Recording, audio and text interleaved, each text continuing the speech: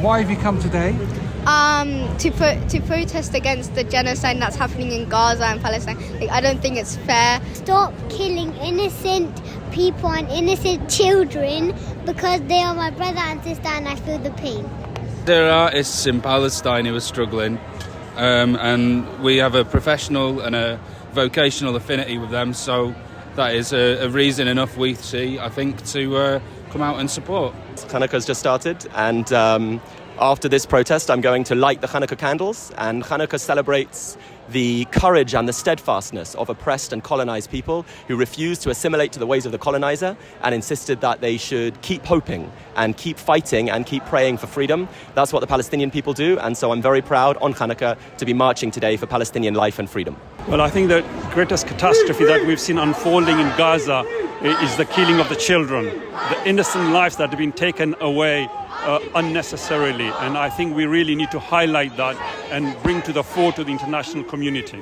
We're watching a genocidal massacre being inflicted by Israel on the people of Gaza, and it is utterly beyond shameful that the United States and Britain couldn't even raise their hands to call for a ceasefire, and the refusal of the world to recognise that a regime that is capable of doing this to the people of Gaza has no place in the civilised world.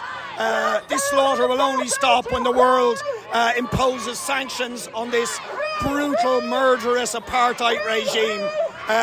And here the conscience of the world is on the streets because it's clear the governments of the Western world have no moral conscience or compass at all. The message our government is giving to the Palestinian people is not enough of you have yet been killed. More of your blood needs to be spilled. The people marching today say they are horrified by that. They know what wholesale slaughter looks like. They want international law implemented, but they also want justice for the Palestinian people who have struggled for decades to have their fundamental rights respected. Right now there are Israeli fighter jets flying over Gaza that have parts that were made in Britain, that have technology that was made in Britain, that carry bombs, that drop bombs that were made in Britain. In so many ways, both historically and in the present day, this is a genocide that was made in Britain. We're here for peace and we're here for integrity. Our politicians who are taking massive donations from the Israeli lobby must be routed out. They must go. They do not represent us and they don't speak for us. Israelism! Israelism! Finally getting all the UN together with all the killings today. There just doesn't seem to be any support for a ceasefire, and that's what I just don't understand. Here today to stand by what it means to say not in my name. Being Jewish, being born in Israel and leaving when I was younger, I couldn't feel less connected to the words of Zionism or what it stands by. Here representing anti-racist, anti-Zionist Jewish diaspora who are disgusted about what's going on in our name and want to take a principled stand against the decimation of the people of Gaza. I represent, with a group here, the Israeli Committee Against House Demolitions. We are opposing Israeli government policy. We defined what's happening as settler colonialism and apartheid. So we are absolutely against what's happening in Gaza. What I see is a genocide that's been going on for decades, is criminal and needs to be stopped.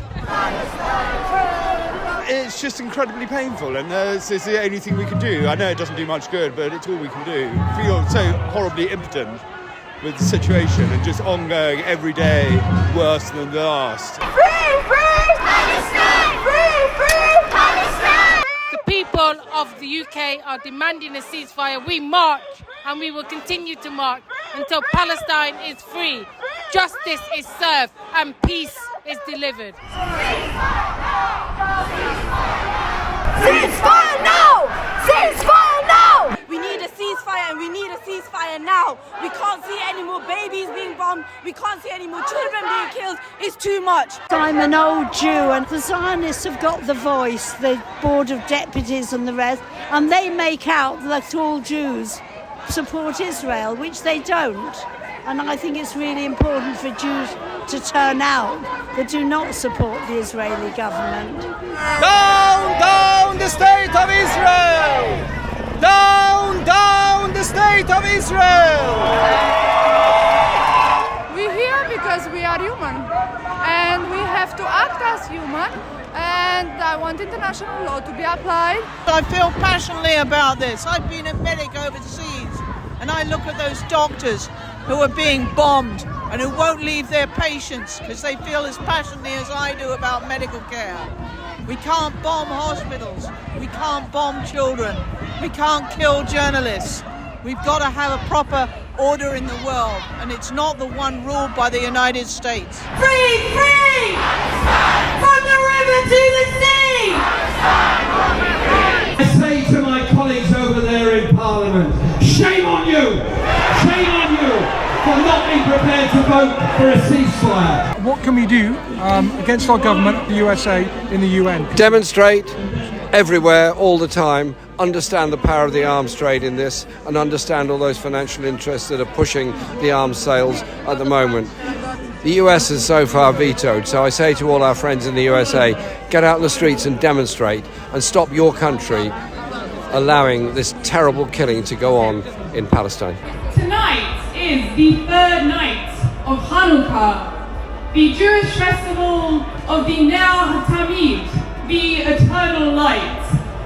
And as a Jewish person, I am so disgusted and ashamed to see the IDF instituting a Chabad house in Gaza. It's special to be able to do something like this on a Jewish holiday because I think it coincides a lot of Jewish values about kind of, life being sacred and important and universal. And with Hanukkah, it's a story about hope, and it's a story about, oppressed people surviving and thriving even in the face of their much more powerful aggressors, which I think is really important, especially at this very moment. Dear Rishi Sunak. Dear Keir Starmer. We see your silence. We need to carry on protesting and emailing our government officials, our MPs, and we cannot stop. Yesterday's vote by the U.S. against a permanent ceasefire in Gaza in the UN Security Council was the 45th time that the U.S. exercised its veto to shield the Israeli apartheid regime from accountability for its violations of international law. If the people of Ireland had the right to resist colonialism, if the people of Algeria had the right to resist colonialism, if the people of Vietnam had the right to resist imperialism, if Black South Africa had the right to resist apartheid, Palestinian people have the right to resist the apartheid colonial regime. And it is our duty to stand with them in this